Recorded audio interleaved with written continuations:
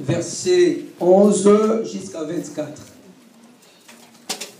Luc chapitre 15, verset 11 jusqu'à 24. Avant la lecture, je serai ingrat si je ne professe pas devant vous certaines paroles.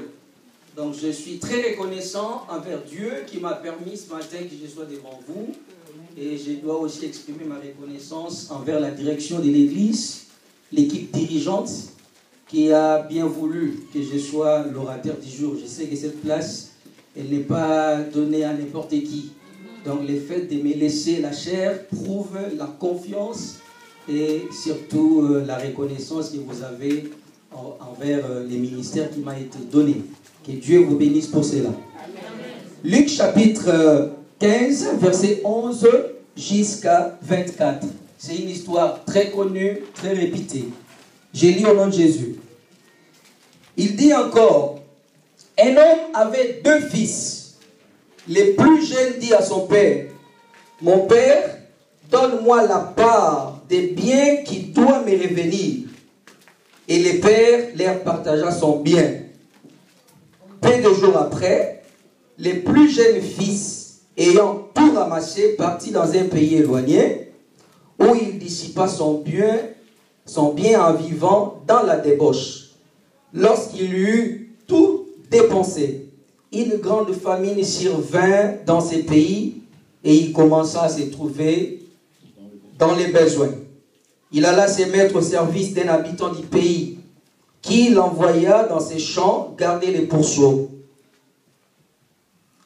Il aurait bien voulu se rassasier des carouges que mangeaient les pourceaux, mais personne ne les lui en donnait. Étant rentré à lui-même, il s'est dit, combien de mercenaires chez mon père ont dit paix en abondance, et moi ici je meurs de faim. Je me lèverai. J'irai vers mon père et je lui dirai, mon père, j'ai péché contre les ciels et contre toi. Je ne suis plus digne d'être appelé ton fils. Traite-moi comme l'un de tes mercenaires. Et il s'éleva et il alla vers son père. Comme il était encore loin, son père le vit et fut ému de compassion. Il courut, se jeta à son cou et le baisa. Le fils lui dit, mon père, j'ai péché contre les ciels et contre toi. Je ne suis plus digne d'être appelé ton fils. Mais le père dit à ses serviteurs, apportez vite la robe la plus belle et l'en revêtez. Mettez-lui un anneau au doigt et des souliers aux pieds. Amenez les veaux gras, tuez-les, mangeons et buvons. Mangeons et réjouissons-nous, car mon fils, que voici, était mort et il est revenu à la vie. Il était perdu et il est retrouvé. Et ils commencèrent à se réjouir. Alléluia. Amen. Alléluia. Amen. Nous sommes devant une histoire, comme je l'ai dit, une histoire très connue, très répétée. Je l'ai apprise quand j'étais encore à l'école primaire, quand je faisais partie de l'école du dimanche, scola dominicale. C'est là où j'ai appris l'histoire que je viens de vous lire. Souvent, il y a un titre que les prédicateurs utilisent souvent quand ils sont devant ces textes. C'est la parabole du fils. Parabole, mais c'est, en tout cas, c'est l'enfant prodigue. C'est un titre que moi j'aime très peu. Je ne l'aime pas parce qu'il a un sens un peu péjoratif. Parce que, à part la négativité du fils, si vous lisez l'histoire jusqu'à la fin, vous allez voir qu'il a un comportement aussi positif. Alléluia. Amen. Donc, si l'on s'en tient au sens positif de sa vie, les titres proposés ne collent pas du tout. Alors, pourquoi ne pas parler de la parabole du Père miséricordieux, par exemple? Pourquoi ne pas parler de la parabole du Fils repenti? Pourquoi ne pas parler de la parabole de 2 fils? Alléluia. En tout cas, le débat est encore ouvert parmi les théologiens parce que la parabole est très longue et elle a plusieurs entrées. Donc, on peut s'en tenir à un aspect de la parabole et on donne un titre correspondant. Mais ce matin, je viens avec un thème que je juge original pour notre méditation. La restauration de toutes choses. Donc je mets à côté tous les débats liés au titre de la parabole et je vous propose un thème. La restauration de toutes choses. La restauration de todas as coisas. La restauration de toutes choses. Pour ceux qui aiment lire, ceux qui aiment consulter les dictionnaires, le mot restauration, ça signifie quoi? Ça vient du verbe restaurer qui signifie remettre à bon état. C'est-à-dire remettre quelque chose à l'état initial. On ne peut pas parler de la restauration sans qu'il y ait déformation, sans qu'il y ait dégradation, sans qu'il y ait destruction. On parle de la restauration quand il y avait un état initial qui était bon, qui était judicieux. Et après, il y a eu des dégâts, des dégradations, des destructions. Alors, pour remettre à l'état initial, pour remettre à bon état ce qui a été détruit, on parlera de la restauration. Et quand je vous parle de la restauration de toutes choses, j'imagine notre foi. Je vais faire allusion à notre foi. Je vais faire allusion à notre vie chrétienne. Je vais faire allusion à notre vie sociale. Je vais faire allusion à notre dimension professionnelle. Je vais faire allusion même au principe de notre Église. Est-ce que nous sommes là? Est-ce qu'il n'y a pas lieu de faire une restauration? Est-ce que tout est bon? Est-ce que tout marche bien dans ma vie? Alléluia. Amen. Alléluia. On doit se poser un certain nombre de questions. Nous sommes des chrétiens, oui. 30 ans de vie chrétienne, bien, c'est bien, je vous félicite. 40 ans à l'église, c'est bien. Mais est-ce que vous êtes restaurés? Est-ce que votre vie est toujours à l'état initial?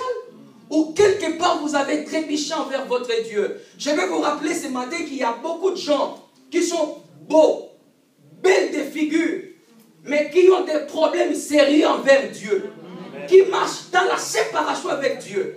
Il y a des gens qui ont fait un divorce avec Dieu. Ils sont à l'église, ils chantent, ils prêchent, ils dirigent, ils font pas mal de choses à l'église, mais dans la vie spirituelle, il y a beaucoup de choses qui vont très mal.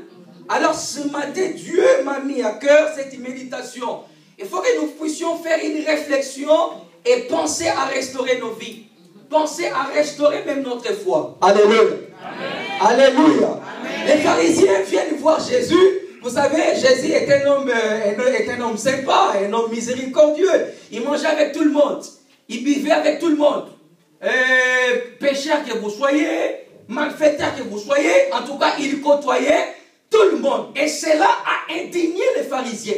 La Bible déclare, les pharisiens se sont dit, mais tiens, comment cet homme, vous savez, il était Dieu, il est Dieu jusqu'à aujourd'hui. Et il le sera jusqu'à la fin du monde. Amen. Alléluia. Amen. Les pharisiens, ayant su que Jésus était Dieu, il n'avait pas de péché, il était pur, il était saint, ils étaient indignés du fait qu'il mangeait avec les pécheurs.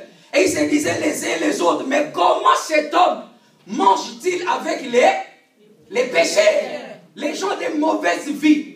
Et pour répondre à cette interrogation des pharisiens, Jésus va raconter 3 paraboles. La première parabole, c'était celle d'un homme qui avait 100 brebis. Et il y avait une brebis qui était tombée, n'est-ce pas, dans un trou. Et la Bible dit quoi? Les pasteurs avaient abandonné les 99 brebis. Il est allé à la recherche d'une seule brebis qui était perdue. C'était pour montrer la valeur qu'une âme, qu'une brebis avait devant Dieu. Et la deuxième parabole, c'était la parabole de la drachme perdue. Une pièce de monnaie, souvent dans la communauté juive, les femmes utilisaient, elles portaient des cordons ici, avec des pièces de monnaie. 10 pièces de monnaie, ça signifie que la femme est encore vierge. Et si vous voyez une fille avec 9 drachmes, c'est-à-dire au lieu de 10, elle en a 9, ça signifie qu'une fois cette femme avait commis les péchés. Alléluia. Donc elle n'est plus dans son état initial. Et deuxième fois, en tout cas, il y aura 8 drachmes. Et finalement, elle sera n'importe quoi. Alléluia. Amen. Alléluia. Alors Jésus raconte la parabole d'une femme qui avait perdu une drachme et qui avait abandonné le 9 pour aller chercher une seule drachme qui était. Est-ce que vous imaginez hein, quand elle abandonne le 9 avec une qui était perdue, elle reste avec combien de drachmes? Zéro. Donc c'est pour voir que la femme devenait inutile au regard de tous les hommes. Jésus, pour montrer la valeur d'une âme, raconte cette parabole. Et la troisième parabole, c'est celle que nous avons sous les yeux. Un homme avait 2 fils. Le plus jeune dit à son père, mon père, donne-moi la part de mes biens. En tout cas, il y a lieu, j'ai ça la nécessité de faire une petite pause. Le fils dit à son père, papa, donne-moi. Oh, besoin que ça va. Alléluia. Donne-moi la part de mes biens. En d'autres termes, il réclame l'héritage. Bien-aimé dans le Seigneur, je vais vous rappeler ce matin, aucun fils n'a droit à l'héritage tant que le père est vivant. Même quand il y a un testament, le testament n'a pas de valeur si le testateur est encore vivant. Alors, demander à son père la part de son héritage revenait à dire que le fils souhaitait la mort de son père. Parce que les biens de ton père vont appartenir à sa mort. Quand il est vivant, nous avons appris tango tatana marabazana bomoy. Eza tango ya oyeba talo ya kuanga. Le fils, au lieu de oyeba talo ya kuanga, qui va réclamer l'héritage. Alléluia. Au lieu de travailler, il va réclamer l'héritage à son père. Et cela me rappelle une poésie, un poème que nous avons lu, nous avons beaucoup étudié à l'école primaire, dont l'auteur s'appelle Jean de La Fontaine. Les laboureurs et ses enfants travaillaient, prenaient de la peine. C'est les fonds qui manquent les moins. Un riche laboureur, sentant sa mort prochaine, fit venir leurs enfants, ses enfants, et leur parla, dites sans témoin. Gardez-vous devant de l'héritage que nous ont laissé. Un trésor est caché dans nos chanté ma phrase. Quelque part, il dit ceci. Il dit ceci. Quelque part, il dit travaillez, fouillez, creusez, bêchez. Ne laissez ni les places où la main ne passe et un peu de courage vous le fera trouver. Bien aimé, il y a le travail est sacré. Quand vous êtes jeune, quand vous avez encore de la force, c'est le temps de travailler. Il est inutile d'aller réclamer l'héritage à son papa. Cela prouve que ses fils étaient méchants. Il n'aimait pas son père. Il ne vivait pas en harmonie avec son père.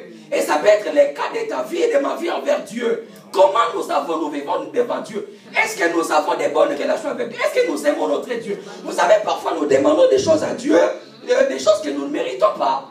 Et si vous êtes vivant, souffrez que je vous rappelle, ce n'est pas parce que vous l'avez mérité. Dieu vous a donné la vie par sa grâce. Alléluia. Amen. Alléluia. Amen. Si vous analysez votre vie, vous vous posez devant les miroirs de la parole de Dieu et vous allez voir que plusieurs fois vous avez trébuché. Mais Dieu vous a gardé vivant parce qu'il est plein de... C'est par la grâce que vous êtes là. Et le Père, c'est Père comme il était plein de grâce. Il était miséricordieux. Il cède à la demande de son fils. Soyons, tombe là. Alléluia. Amen. Alléluia. Amen. Et le fils, il récupère son héritage. Il prend les biens. Et ma Bible me déclare, il est allé très loin. Dans une ville lointaine. Là où il mena une vie sans salut. Une vie de débauche. De dérèglement total. Amen. Amen. Frère, je peux multiplier les noms pour cette vie. Amen. Amen. Il faisait n'importe quoi. Il mangeait n'importe comment. Au point de bousiller tout ce qu'il avait. Alléluia.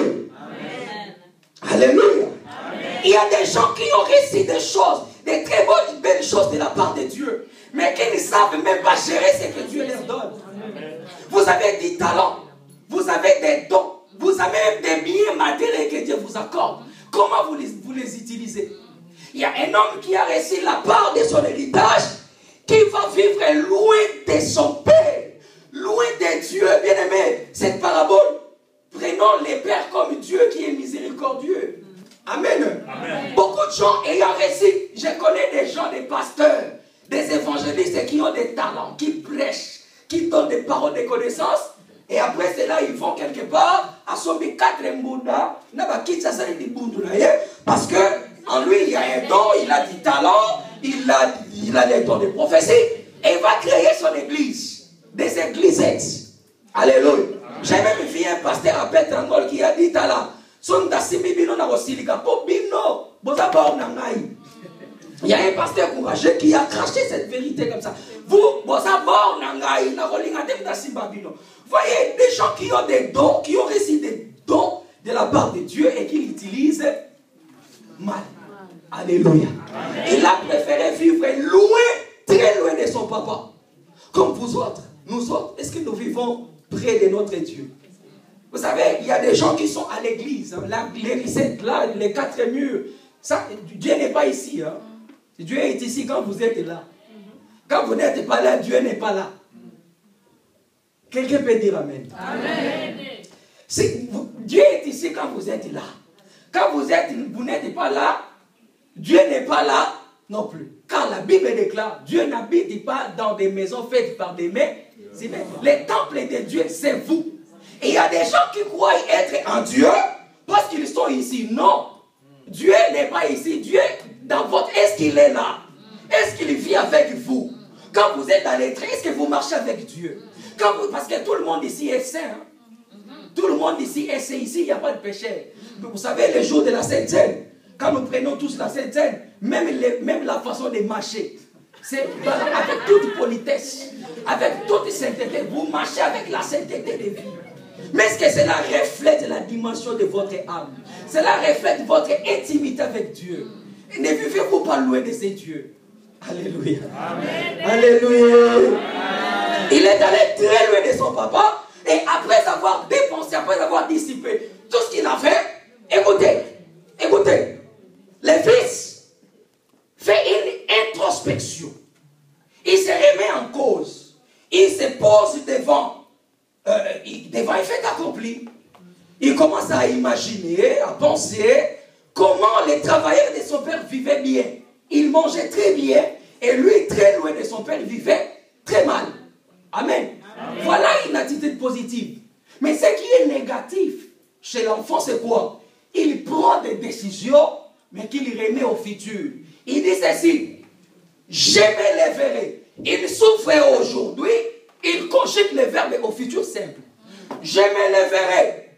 J'irai vers mon père et je lui dirai: non, bien aimé, quand vous souffrez aujourd'hui, vous reconnaissez que vous n'êtes pas en harmonie avec Dieu. Le temps de décider, c'est aujourd'hui.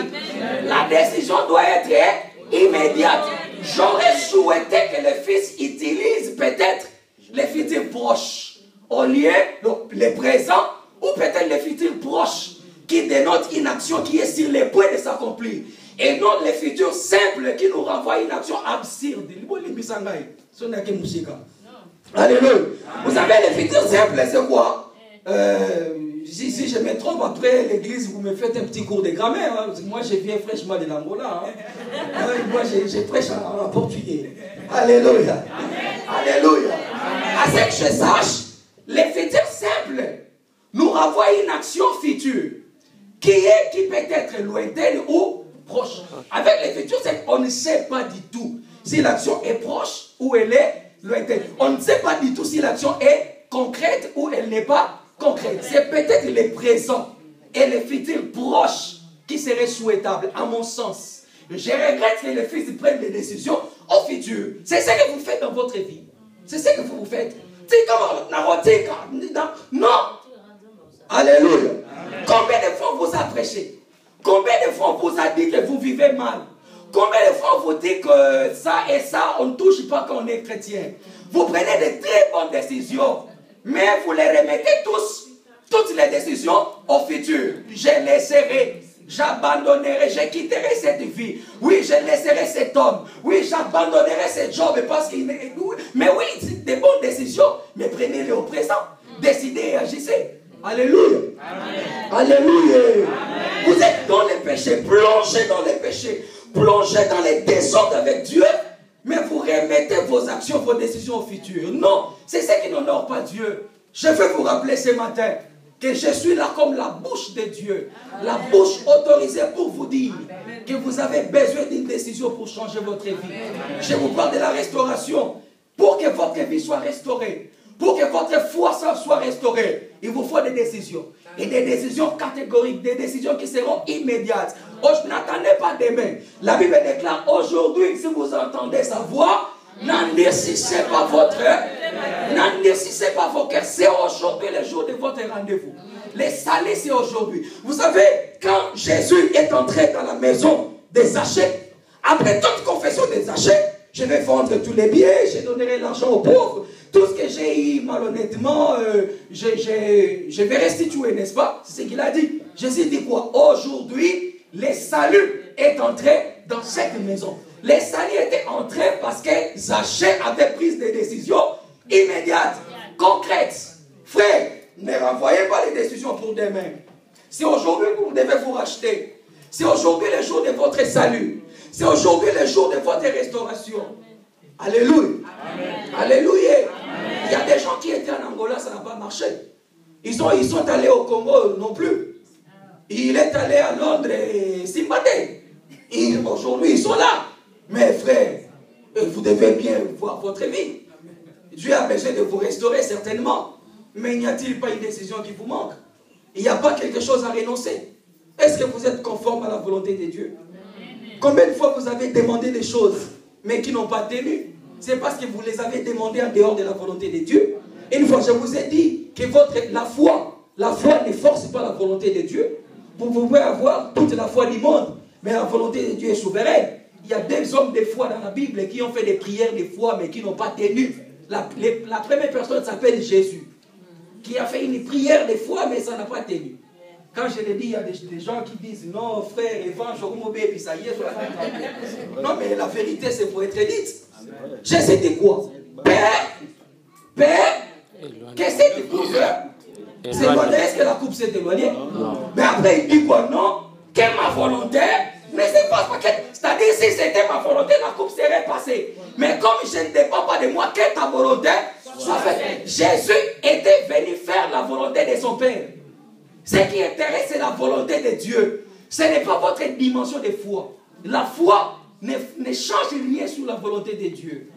Est-ce que vous êtes conforme à la volonté de Dieu? Il y a des gens qui demandent, par exemple, je vous donne l'exemple le plus courant. Une femme qui n'a pas de mari, qui est célibataire et qui dit à Dieu, alors je ne sais pas par quel mécanisme. Peut-être vous voulez être une seconde mari. Alléluia. C'est une belle demande, mais qui n'est pas conforme à la volonté de Dieu. Alléluia. Mais j'encourage les garçons, parce qu'après avoir pris des décisions au futur, il fait quoi?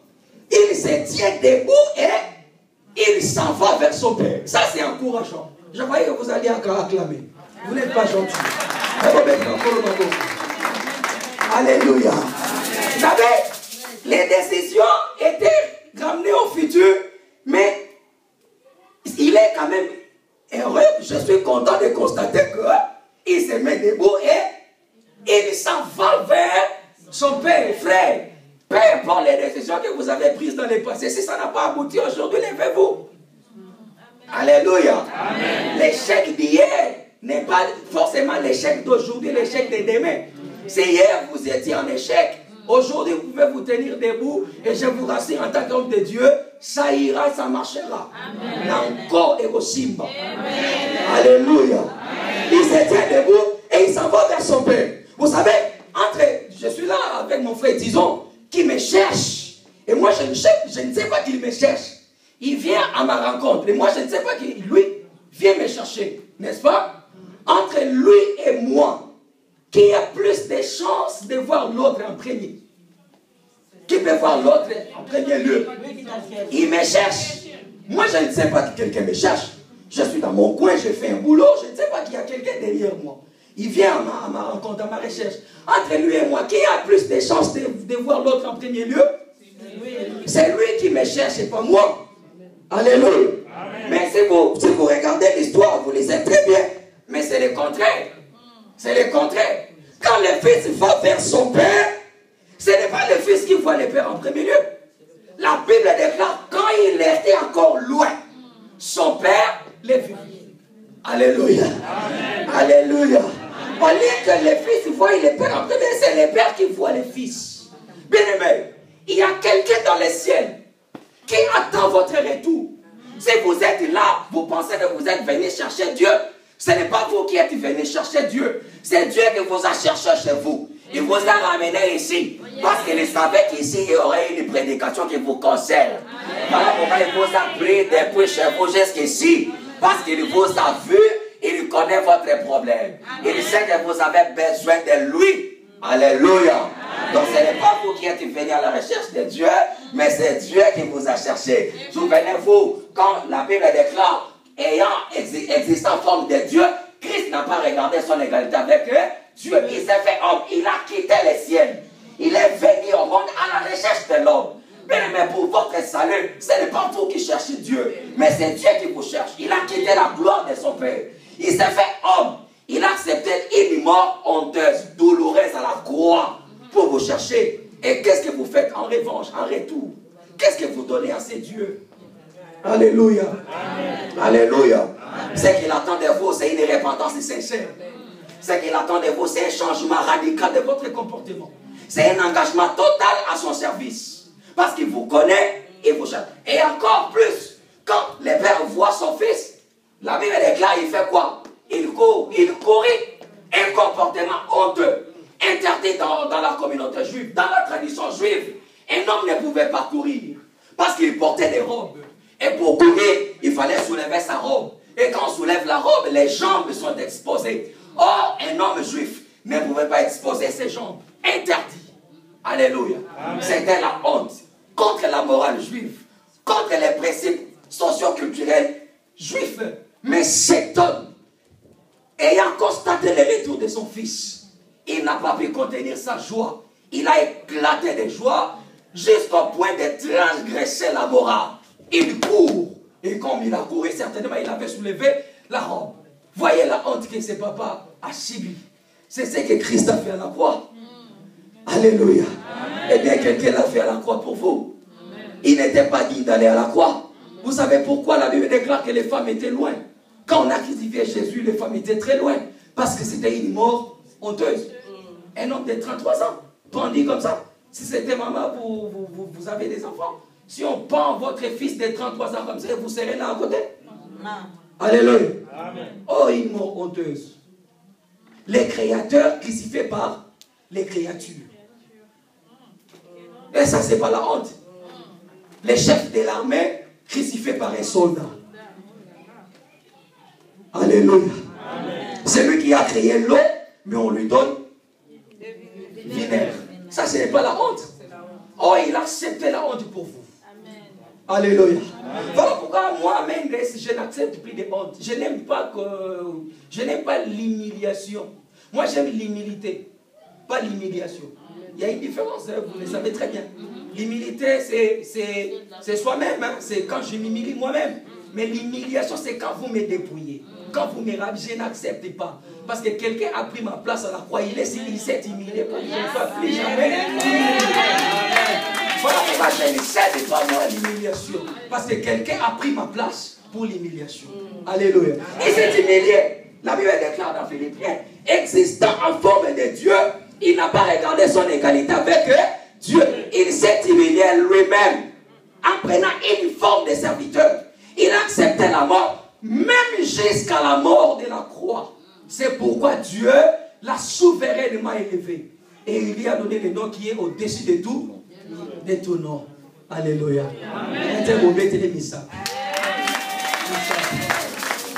Amen. Alléluia. Alléluia. C'est ça que Christ avait fait à la croix. Il accepte la honte. Il est mort. Et le fils commence à confesser. Et quand si vous voyez la confession du fils, elle est incomplète. Avant d'aller chez papa, il dit quoi? J'irai vers mon père. Et je me lèverai, j'irai vers mon père et je lui dirai, Père, j'ai péché contre le ciel et contre toi. Je ne suis plus digne d'être appelé ton fils. Prends-moi, traite-moi comme un de tes serviteurs. Voyez bien la dernière proposition. Traite-moi, prends-moi comme un de tes serviteurs. Mais quand le fils débarque, il voit son père face à face. Il commence à confesser. Première phrase. J'ai péché contre le ciel et contre toi. Je ne suis plus digne d'être appelé ton fils. Point final. C'est fini. Regardez bien. Voyez votre Bible. Avant d'aller, il y a une dernière partie. Prends-moi comme un de tes serviteurs. Mais quand il arrive chez son père, il confesse tout sauf cette phrase-là. Il ne l'a pas reprise devant papa. Prends-moi comme un de tes serviteurs. Vous savez pourquoi? Il a senti en lui les sentiments de fraternité, les sentiments d'appartenance. Un fils restera fils. Méchant fit-il, il sera toujours fils. Au grand jamais votre papa changera. Même si vous péchez contre papa, il restera votre papa. Même s'il est mort sur votre carte d'identité, nom du père, ça sera toujours son nom. Il restera votre papa. On ne change pas de papa. Amen. Amen. Et voilà pourquoi quand le fils est là, il confesse tout sauf ça.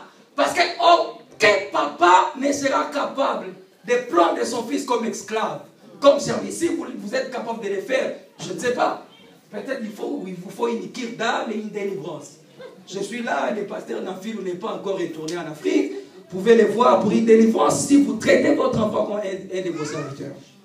Alléluia. Le fils dit, il confesse tout sauf cette phrase. Frère, bien-aimé, Dieu vous attend. Au grand jamais, il va vous prendre comme un esclave. Comme preuve, il dit à ses serviteurs d'apporter quoi? Une robe. Apporter la robe la plus belle. Ce qui signifie que l'enfant est revenu sans habits. S'il y avait des habits, ils étaient en lambeaux. Bitendi. Alléluia. Et la Bible déclare, vous savez, quand on met en Israël, le fait d'amener une robe à un invité, c'était l'uniforme, c'est-à-dire c'est pour être identifié, c'était une tenue de fête. Si vous n'êtes pas en tenue, vous n'êtes pas en uniforme, vous n'avez pas droit d'accès à la fête. Et les fils avaient perdu son identité. Donc,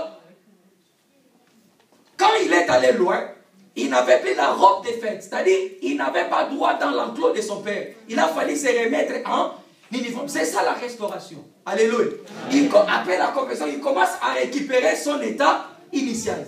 On dit quoi? Apporter un anneau. L'anneau en Israël, c'était le signe d'autorité. Il avait même perdu l'autorité. C'est-à-dire, quand il est dans la parcelle de son père, avec les serviteurs qui travaillaient, il n'y aurait pas de différence si l'enfant n'avait pas l'anneau. Il serait comme n'importe qui. Pour être différent de ceux qui travaillent chez les pères, il faut avoir un anneau. Ça donne l'autorité. Il pouvait dire à un tel, tiens, tu prends la bouteille, tu vas déposer là-bas. C'est l'anneau qui donne l'autorité. Sans anneau, il n'avait pas le droit d'imposer, de dicter les lois. Donc, il commence à récupérer même les droits. Donc, son autorité. Et on dit quoi encore? Apportez des souliers et mettez-les. En Israël, ce sont les esclaves qui marchaient pieds nus. Quand vous voyez quelqu'un qui circule dans la rue pieds nus, c'est-à-dire il est esclave de quelqu'un. Donc, quand le fils vient, sans babouche, sans sandales, sans souliers, il était comme un esclave. Il a fallu récupérer maintenant son état de fils, d'enfant. Bien aimé, tout ça, c'est ce que Dieu vous réserve dans les ciels. Si aujourd'hui vous reconnaissez que vous êtes méchant, si vous reconnaissez que vous avez volé dans votre boîte, là où vous travaillez, vous avez volé quelque part, vous avez dipé, vous avez trompé des gens, vous avez maltraité, vous avez commis tout ce que vous savez là, si aujourd'hui le Saint-Esprit vous rappelle que vous avez péché, vous n'êtes pas en harmonie avec Dieu, revenez ce matin, prenez des décisions sincères et Dieu va restaurer votre vie. Vous allez récupérer l'autorité qu'a un enfant. Là, vous n'avez plus l'autorité. Il y a des gens qui disent aux démons, qui chassent les démons et les démons ne s'en vont pas. Hein? Parce que votre vie n'est pas conforme à la parole de Dieu. Mais vous n'avez pas d'autorité. Il faut avoir un anneau. Il faut être scellé du Saint-Esprit. Mais comment le Saint-Esprit va vous sceller si vous êtes en rupture avec Dieu? Comment vous serez scellé? Il faut chercher l'autorité. Vous savez, moi, je n'appelle jamais Jésus pour chasser les démons. Non, ça ce n'est pas mon boulot. Je ne peux pas dire à Jésus de descendre ici et chasser les démons. Non, c'est moi qui chasse. Moi. Ce n'est pas le fait de... Vous savez, ce travail de chasser les démons, ce n'est pas le travail de Jésus. Il a beaucoup de choses à régler là au ciel. Il y a beaucoup de dossiers sur sa table. Mais cette histoire de chasser les démons, il dit quoi? Je vous ai donné l'autorité Sur les serpents et sur les scorpions, et rien ne peut vous nuire. Alléluia. Nous avons cette autorité. Nous sommes scellés du Saint-Esprit. Si nous retournons vers notre Dieu, à travers l'autorité que nous avons droit de dire aux démons, aux sorciers de votre famille de s'en aller, ils s'en iront. Amen. Alléluia. Amen. Et voilà pourquoi moi je n'appelle plus Jésus. C'est moi qui chasse. Et si les démons ne sortent pas, s'il ne s'en va pas, il n'a pas de problème contre moi, mais il a des problèmes contre celui qui m'a donné l'autorité. Vous savez, quand vous circulez dans la rue avec votre bagnole, un policier vous interpelle et il vous arrête, vous ne voulez pas vous arrêter. Vous prenez fuite. Est-ce que vous avez des problèmes avec lui? Avec qui? Mais c'est avec les gouvernements, avec l'État qui lui a donné l'autorité de vous arrêter, de vous interpeller pour des papiers qui ne sont pas conformes. Alléluia. Il fera quoi? Il va faire un rapport et l'État s'en prendra à vous. Parce qu'il a, en lui, il y a l'autorité qui a été donnée par quelqu'un. Mais c'est cette autorité que nous avons à travers le Saint-Esprit, à travers la restauration. Nous n'avons pas droit à craindre les démons, les sorciers, les magiciens. Non, nous n'avons pas droit à craindre. Nous avons cette autorité, mais nous l'avons perdue parce que nous vivons loin de ces dieux. Nous vivons dans les péchés, noyés dans les péchés. Il y a des gens qui sont contents. Oui, mais ma soeur, mon soeur, c'est les guitares au salon.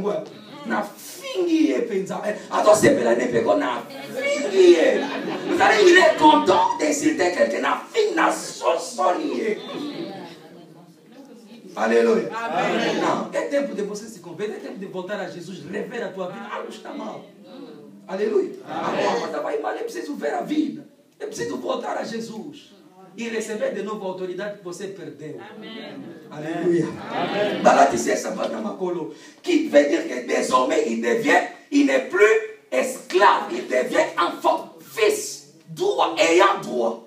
Vous devenez, Dieu va vous embrasser en tant que fils. Par sainteté, il rejette tout le monde, mais par amour, il nous embrasse.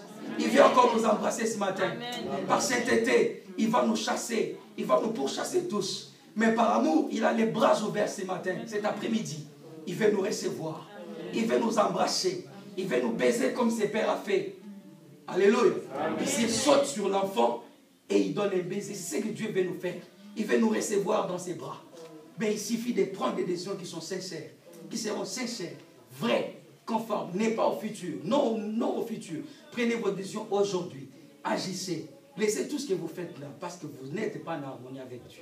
Et la Bible déclare à la fin, mangeons, réjouissons-nous, car mon fils qui était mort est revenu à la vie. Il était perdu, et voilà, il est là.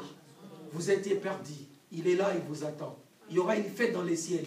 Si aujourd'hui vous vous repentez, si aujourd'hui vous revenez à Jésus, si aujourd'hui vous ouvrez votre cœur, afin qu'il soit votre Seigneur, votre Dieu, les maîtres de votre vie, il vous donnera une nouvelle dimension. Mettons-nous debout. Amen.